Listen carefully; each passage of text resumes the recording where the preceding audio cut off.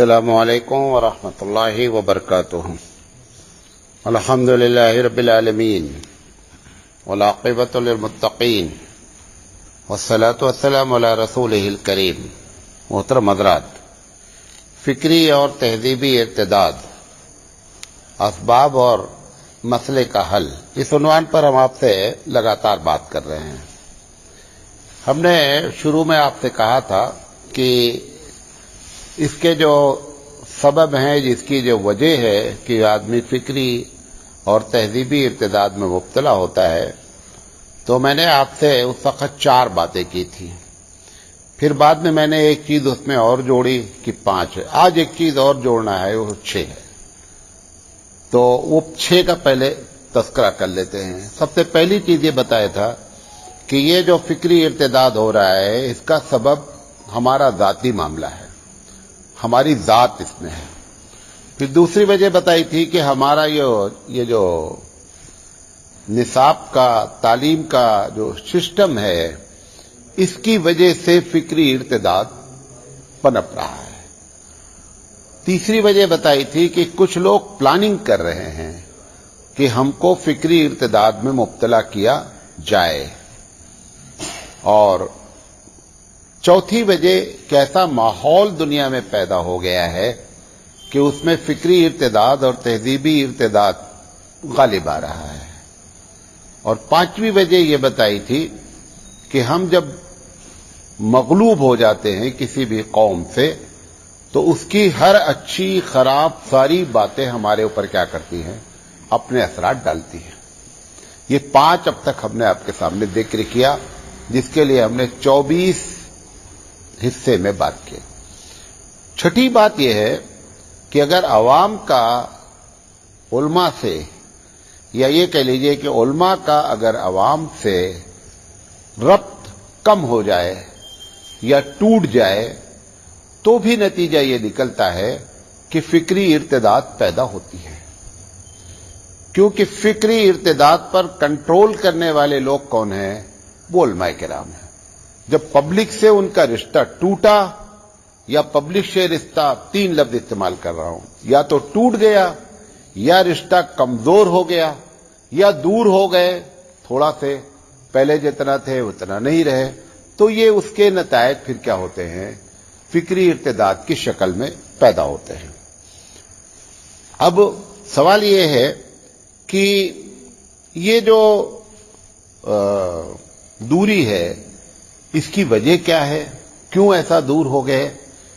ہمارا کتنا ہاتھ ہے، ان کا کتنا ہاتھ ہے، اور اس دوری کے نقصان کیا ہو رہے ہیں، اور اس مسئلے کا اب حل کیا ہے؟ یہ تینوں باتیں ہم کریں گے انشاءاللہ۔ آپ کو ایک تمہیدی بات بتا رہا ہوں کہ حدیث میں بھی آتا ہے کہ جب بھیڑ جو ہوتے ہیں، جب وہ گروپ کی شکل میں رہتے ہیں، تو ان کے اوپر بھیڑیا حملہ نہیں کرتا ہے، اور اگر اس میں سے ایک نکل کر کنارے چلا جاتا ہے تو اس کا نتیجہ کیا نکلتا ہے؟ اس کا نتیجہ یہ نکلتا ہے کہ اس کے اوپر مختلف قسم کے حملے ہوتے ہیں۔ تو عوام کو پروٹیکٹ کرنے والا، عوام کی حفاظت کرنے والا گروپ کون تھا؟ علماء کا تھا، ہر لحاظ سے تھا۔ آپ کو مسائل بتانے میں تھا، شرک و بدعت سے دور کرنے میں تھا، لوگوں کے جو فکری یا تہذیبی حملے ہوتے تھے ان سے بچانے میں تھا۔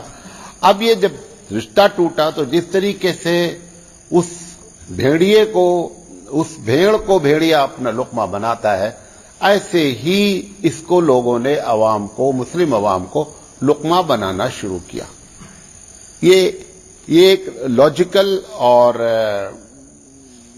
بڑی ہی منطقی بات ہے۔ دوسری چیز تمہید کے طور پر یہ بھی ہے کہ انگریزی میں بھی اس بات محاورہ ہے کہ جب آدمی آنکھوں سے دور ہو جاتا ہے تو دلوں سے بھی کیا ہو جاتا ہے؟ دور ہو جاتا ہے۔ یہی ہمارے ساتھ بھی ہوا کہ جب عوام علماء سے دور ہوئی، تو دور ہونے سے نتیجہ یہ نکلا کہ ہمارے اور ان کے درمیان میں بہت ساری اپنے طور پر غلط فہمیاں پیدا ہونا شروع ہوئی، اور وہ نفرت کی شکل اختیار کر گئی۔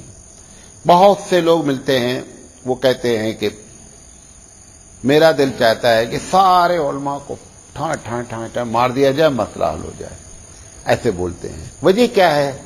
वो नफरत उनको डाल दी गई। वो नफरत किसने डाली है, वो सारी बातें करेंगे।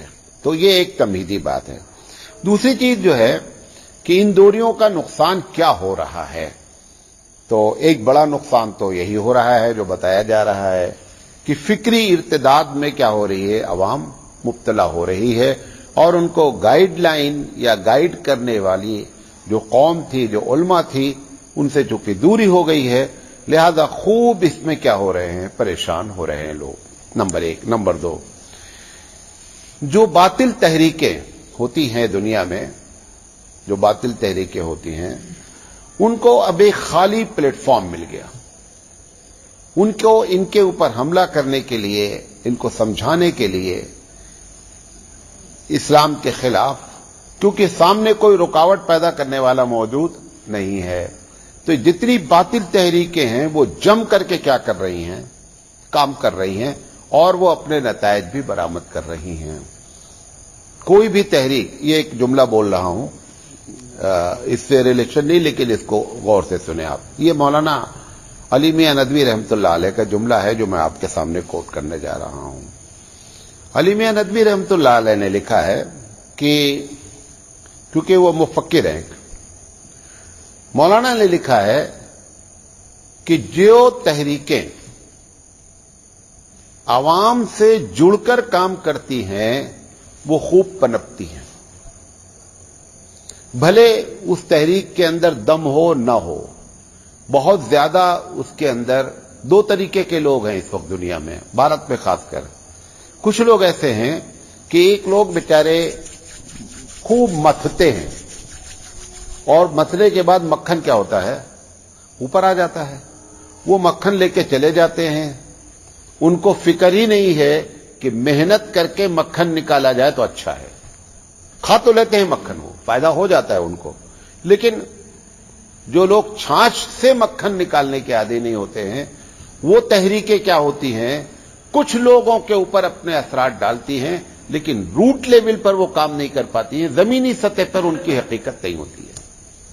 तो मौलाना अली मियां नदवी रहमतुल्लाह अलैह ने लिखा है कि ये जो तहरीकें होती हैं, जो दरवाजे दरवाजे, घर घर जा करके लोगों से रब्त पैदा करके अपनी बात समझाती हैं, वो खूब दुनिया में पनपती हैं। मैं आपको दो मिसालें देता हूं।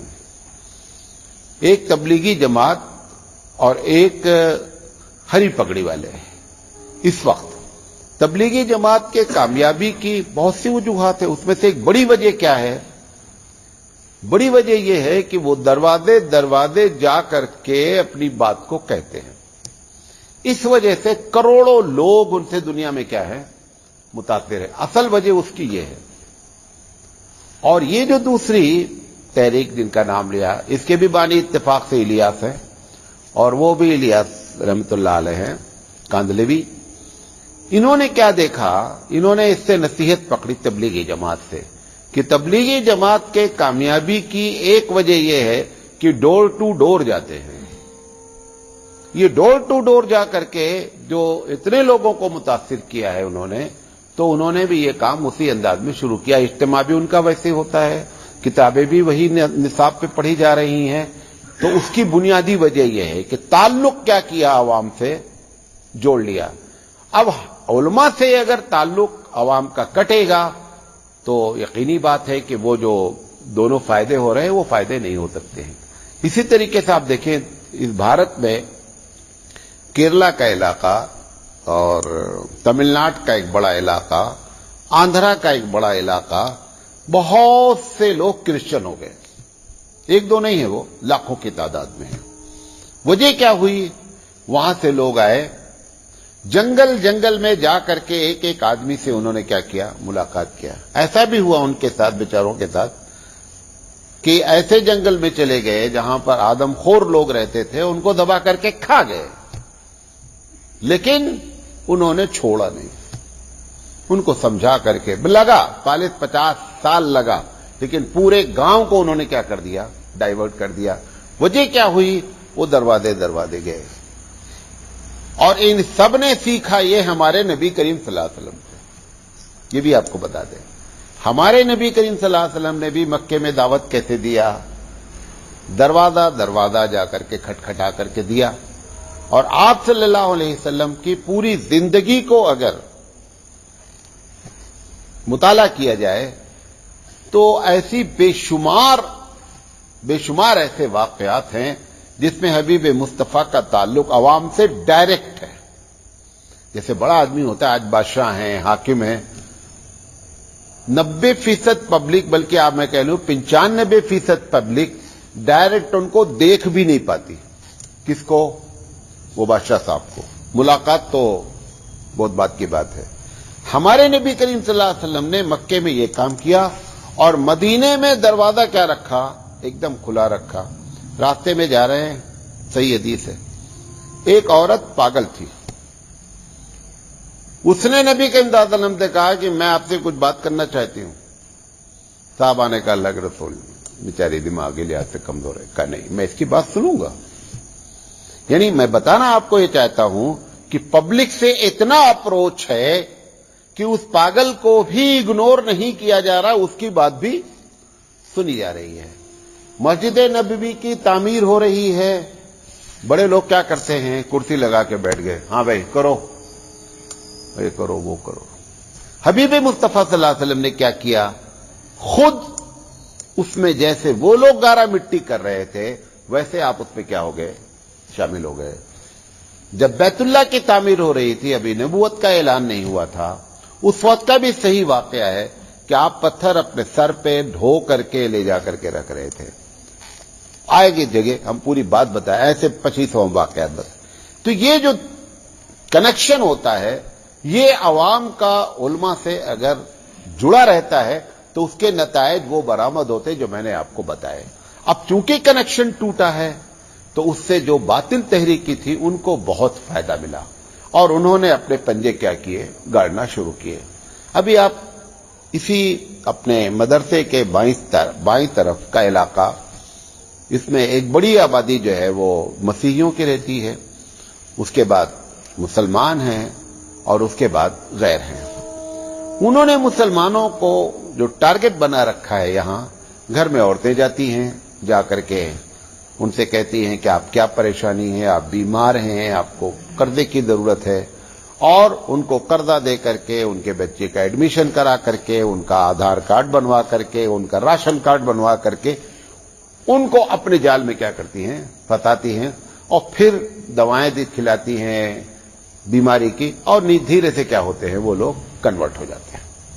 وہ تو مرتد فکری نہیں ہوتے ہیں، بلکہ کیا ہوتے ہیں؟ پورے طور پر کیا ہوتے ہیں؟ مرتد ہو جاتے ہیں. وجہ کیا ہے؟ انہوں نے ان سے اپنا تعلق گہرا جوڑا. تو ایک بڑا نقصان یہ ہوتا ہے، ہو رہا ہے کہ جو علماء سے عوام کٹی تو باطل تحریکوں کو کام کرنے کا موقع مل گیا، پلیٹ فارم خالی ہے. کیونکہ بھئی جیسے عالم جو ہے جماعت میں جانے کی بات ہے تو عالم جماعت میں نہیں جاتے، تو وہ بھی پلیٹ فارم خالی ہے. اب جب پلیٹ فارم خالی ہوتا ہے تو کوئی نہ کوئی تو اس پر آئے گا نا. اب ہم کو یہ بڑی تکلیف ہے کہ وہ کچھ بھی علم نہیں رکھتا اور تقریر کر رہا ہے. بھئی تقریر آپ کی وجہ سے کر رہا، آپ نہ پلیٹ فارم خالی کرتے تو وہ تقریر نہ کرتا. تم نے پلیٹ فارم خالی کر دیا تو کوئی نہ کوئی تو کرے گا نا. وہ کر رہا ہے. یہ تکلیف ہم کو ہو گئی ہے. وہ کم پڑھے لکھے لوگ ہیں اور اس کے باوجود تقریر کرتے. بھائی آپ نے پلیٹ فارم خالی کیا، کبھی بوٹل اٹھاؤ اور نل کے نیچے لے جا کے لگاؤ، خوب ٹائٹ نل میں لگا دو اور نل آن کر دو، پانی نہیں بھرے گا. کیوں نہیں بھر رہا ہے پانی؟ اس بوٹل میں پہلے سے ہوا موجود ہے، جب ہوا نکلے گی تو پانی بھرے گا. آپ چاہ رہے ہیں کہ ہوا اسی کے اندر موجود رہے اور پانی بھی بھر جائے، پانی نہیں بھرے گا. پانی کے بھرنے کے لیے خالی جگہ چاہیے. ایسے غیر صلاحیت والوں کو اسٹیج پکڑنے کے لیے، ممبر پکڑنے کے لیے خالی جگہ چاہیے. خالی کس نے کیا؟ علماء نے خالی کیا، لہذا غیروں نے پکڑ لیا. تو یہ دوسرا نقصان ہوا. تیسری بات یہ ہے، دوریوں کی وجہ سے مدارس کو یہ رونا ہو رہا ہے کہ طلبہ نہیں آ رہے. یہ بھی، اور یہ کووڈ کے بعد سے پورے بھارت کی کیفیت ہے. حتیٰ کہ بڑے بڑے ادارے جن کے یہاں 2-4-10 ہزار کو واپس کر دیا جاتا تھا، وہ بھی اس بات کو محسوس کر رہے ہیں کہ طلبہ اس طرف نہیں آ رہے. اب عوام سے اگر ربط جڑا ہوتا تو یہ جو ٹوٹے نا یہ نہیں ٹوٹتے. یہ جو ٹوٹے اس کی ایک وجہ کیا ہے کہ عوام سے علماء کا ربط نہیں ہے. تو طلبہ بھی نہیں آ رہے ہیں, کم آ رہے ہیں جس لحاظ سے آنا چاہیے. آپ یہ بھی کہہ سکتے ہیں ابھی آج 2 مولوی آئے تھے, میں نے کہا کہاں سے آئے ہیں؟ کہاں فلاں جگہ سے آئے ہیں. تو ہم نے کہا وہاں پر خود اتنے بڑے بڑے ادارے ہیں تو آپ کو کیا ضرورت ہے وہاں ادارہ قائم کرنے کی؟ ہم نے کہا آپ کیا کرتے ہیں؟ انہوں نے کہا میں وہاں مدرس ہوں. تو ہم نے کہا جب یہاں چلے آئے ہو وہاں کوئی کیا کر رہا ہے؟ اب وہاں کون پڑھا رہا ہے؟ آپ کی کلاس کون پڑھا رہا ہے؟ تو انہوں نے کہا کہ وہ کہہ رہے ہیں کہ بھئی آپ کو اپنی تنخواہ کے برابر چندہ لانا ہے تو مجھے نکلنا ہی نکلنا ہے. تو کیا مقصد ہو گیا؟ مقصد یہ ہو گیا کہ مدرسہ ہماری ضرورت ہے, آپ کی نہیں رہے, عوام کی نہیں ہے. عوام کے لیے مدرسہ نہیں کھولا جا رہا ہے, مدرسہ تو کھولا جا رہا ہے. ہر آدمی جو فارغ ہو رہا ہے وہ مدرسہ کھول رہا ہے. مدرسہ کھولنا تاکہ ہمارا مسئلہ کیا ہو جائے, حل ہو جائے. ٹھیک ہے حل تو ہو گیا, لیکن عوام نے اس بات کو اب محسوس کر لیا, اور اس محسوس کرنے کے نتیجے میں آپ سے ان کو نفرت ہونا شروع ہو گئی, اور وہ کیا کر رہے ہیں اس کی وجہ سے دوری ہو رہی ہے.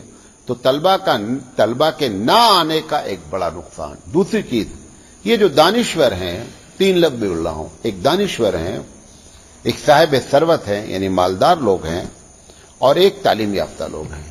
یہ تینوں آدمیوں نے اب مدرسے میں اپنے بچے کا داخلہ دینا بند کر دیا ہے. یہ داخلہ نہیں کرا رہے ہیں.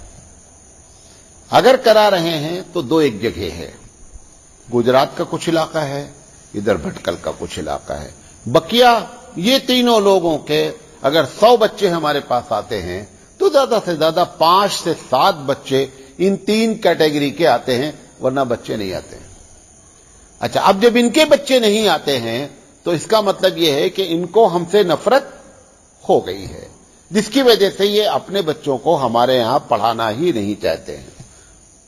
گرچہ اور بھی وجہ ہو سکتی ہے, مدرسے کا نظام ہے, مدرسے کا کھانا ہے, مدرسے کی مار پیٹ ہے, یہ سب بھی وجہ ہیں کہ یہ تینوں آدمی آپ کے ہاں آنے کے لیے تیار نہیں ہوتے. کیونکہ ایک بچہ صاف ستھرے مکان میں رہا ہے, اچھے گھر میں رہا ہے, آپ لا کر کے اس کو مدرسے میں ایک کمرے میں آپ نے 8 بچوں کو 10 بچوں کو کیا کر دیا, ٹھوس دیا. گندگی کا یہ عالم ہے. ایک میں بہت بڑے مدرسے میں یو پی میں گیا, بہت بڑا مدرسہ ہے, کم سے کم 2-2.5 ہزار بچے ہیں. میں گیا, کوئی کونا ایسا نہیں تھا کہ جہاں پہ صفائی ہو. تھوک رکھا ہے, پان تھوک رکھا ہے, دنیا بھر کی غلاظت, سمجھے. اور کہیں پورے مدرسے میں ایک جگہ میں نے دیکھا, میں تو ایک ایک چیز نوٹ کرتا ہوں جب کہیں جاتا ہوں نا, ایک جگہ دیکھا کہ ایک کوڑے دان کا ڈبہ تھا, وہ اتنا گندا تھا کہ وہاں قریب جا کر کے کوئی اس میں ڈالے گا ہی نہیں کوڑا, جو جائے گا وہ گندا ہو جائے گا. تو یہ سب کی وجہ سے کیا نتیجہ نکلا, یہ بھی ایک وجہ ہے کہ یہ جو تینوں لوگ ہیں یہ آپ کے ہاں آنا نہیں چاہتے ہیں. مدرسے والوں کو اس پر بھی توجہ دینی چاہیے. یہ اس لیے بتا دیا کہ جو لوگ سنیں وہ یہ نہ سمجھیں کہ یہی وجہ ہے کہ عالم کی علماء سے دوری ہوئی جس کی وجہ سے بچے نہیں آ رہے ہیں, بلکہ یہ بھی ایک وجہ ہے جس کی وجہ سے بچے ہمارے پاس نہیں آ رہے ہیں. تو یہ نقصان ہوا. اور آخری بات کہہ رہا ہوں کہ قیادت سے محروم ہو گئی جو عوام ہے. کوئی بھی اس وقت بھارت میں ایسا عالم نہیں ہے, کوئی بھی ایسا عالم نہیں ہے کہ 30% مسلمان اس کو اپنا قائد مانتے ہوں. کوئی بھی عالم نہیں ہے. کیوں؟ کیونکہ دوریاں بڑھی ہیں. دوریاں بڑھی تو نتیجہ اس کا یہ نکلا کہ قیادت سے وہ محروم ہو گئے, اور ہم نے اپنی 1.5 اینٹ کی مسجد اپنی بنا رکھی ہے اور اپنے میں مست ہیں, اپنا پورا سارا کام چل رہا ہے, سب کچھ چل رہا ہے. لہذا اس کا یہ نتیجہ نکلا کہ ان دوریوں, عوام سے علماء کی دوریوں کے نتیجے میں اب جو ذہنی طور پر عوام کی الجھنیں اٹھتی تھیں ان کو سالو کرنے والا, ان کو حل کرنے والا طبقہ موجود نہیں ہے, بلکہ ایسے لوگ موجود ہیں کہ جو اس کو جلتی پر تیل کا کام کر رہے ہیں. انشاءاللہ زندگی رہی تو یہ بتائیں گے کہ آخر یہ دوریاں پیدا کرنے میں کس نے کیا رول ادا کیا اور اب اس مسئلے کو کیسے حل کر سکتے ہیں. وآخر دعوانا الحمدللہ رب العالمین.